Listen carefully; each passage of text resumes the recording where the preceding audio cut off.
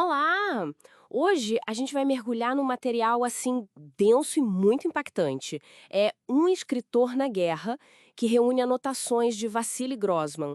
Ele foi correspondente do jornal do Exército Vermelho, o Krasnaya Zvezda, né, e passou quase 3 anos na linha de frente soviética durante a Segunda Guerra. É um testemunho tão forte, sabe, alguns dizem que é até mais crucial que Pasternak ou Solzhenitsyn para entender aquele período. Sem dúvida. E o valor desse material, para mim, está justamente na perspectiva. É um olhar direto, sem filtro nenhum, de quem estava lá observando tudo. Essas anotações são a base, né, a matéria-prima dos romances, dos artigos dele. Trazem uma visão humana da guerra que, olha, é difícil de achar. Você quase sente a guerra pelos olhos dele. Isso realmente fisga quem lê. Bom, não era militar, né? Foi convocado e, por não ser do partido, ganhou a patente mais baixa possível. Soldado raso sem treinamento. Ele mal sabia usar uma arma, teve que ter instrução básica antes de ir pra linha de frente. Tem até uma descrição engraçada dele, meio perdido, sabe? Uniforme amarrotado, pistola torta no cinto. E esse ponto de partida, essa inexperiência toda é fascinante, porque contrasta demais com a profundidade que ele alcança depois, né? Ele chega com um olhar novo, diferente dos correspondentes mais veteranos, como o Troyanovsky, o Knorin, que ele mesmo diz que brincavam com ele sobre os horrores que estavam por vir. Talvez essa falta de casca, digamos assim, tenha aguçado a percepção dele para os detalhes. A jornada dele para o fronte começa com uma despedida bem emotiva de Moscou, depois uma viagem de trem super caótica. Ele descreve os primeiros bombardeios, os soldados maltrapilhos, muitos descalços, né? Aquela tensão constante no ar. E tem uma história marcante logo no início, num trem-hospital. Ah, sim. Aquela da médica tentando expulsar eles aos chutes, né? Putz, eles tiveram que, tipo, reagir para não serem jogados para fora. E o Grossman anota algo como: é a primeira vez que sentimos o gosto da luta. Isso já mostra brutalidade invadindo tudo, né? Um prenúncio do que vinha pela frente. E logo ele se depara com a realidade nua e crua do Exército Vermelho na retirada de 1941. Fica chocado com a desorganização, a falta de preparo. Ele anota sobre soldados descalços, uma entrevista de rádio oficial que não animava ninguém, e aquele cheiro estranhíssimo de perfume de farmácia bombardeada misturado com incêndio em Gomel. É. Essas anotações capturam um caos que, claramente, marcou ele profundamente.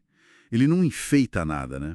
Ali a gente já vê um pouco da desilusão dele com o comando, mas ao mesmo tempo vai crescendo uma admiração pelo soldado comum, pela resistência individual. É um contraste forte que está no livro todo. E ele vai colecionando cenas da vida na guerra, quase como fotos instantâneas, sabe? A imagem de Gomen pegando fogo refletida nos olhos de uma vaca ferida. Histórias de soldados isolados, cercados. Aqueles cães treinados com explosivos para atacar tanques. Datilógrafa se escondendo embaixo de casacos durante ataque aéreo. A generosidade das camponesas dando comida para os soldados recuando. É impressionante a habilidade dele de capturar essa complexidade humana no meio do inferno. O heroísmo e o medo ali lado a lado no mesmo soldado.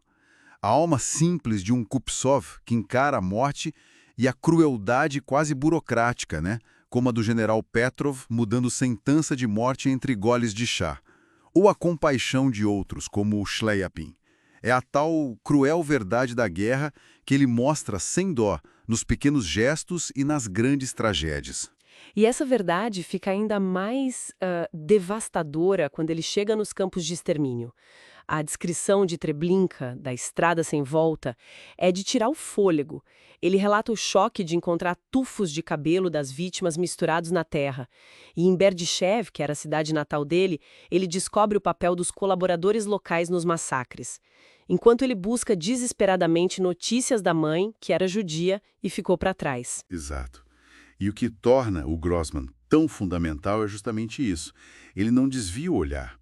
Ele registra a brutalidade de todos os lados, inclusive a violência e os saques das próprias tropas soviéticas quando avançam sobre a Alemanha.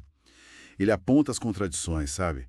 E até o cheiro assustador, como ele diz, do antissemitismo ressurgindo dentro da própria União Soviética.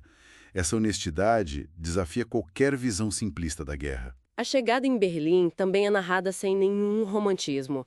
Vitória caótica, mais saques e a ironia, né? Comunistas alemães sendo tratados com desconfiança pelos soviéticos. É um retrato implacável. É essa honestidade implacável que faz do Grossman uma leitura essencial e, às vezes, claro, perturbadora. Ele nos força a encarar a guerra inteira, com a miséria e os lampejos de grandeza, fugindo do bem contra o mal fácil. Tem aquela história famosa sobre o romance dele, O Povo Imortal, que veio dessas anotações. O editor pediu um final mais feliz, mais otimista, mas o Grossman bateu o pé, insistiu em ser fiel à cruel verdade da guerra. Essa frase, para mim, define o espírito de todo esse material. E isso deixa a gente com uma pergunta, né? De que forma essa honestidade brutal de testemunhas como ele, que mostram o heroísmo e a barbárie sem filtros, nos ajuda a entender a história para além dos discursos oficiais? Fica o convite, então, para buscar um escritor na guerra. É confrontar esse testemunho poderoso. Uma leitura que desafia, mas que com certeza enriquece muito a nossa compreensão.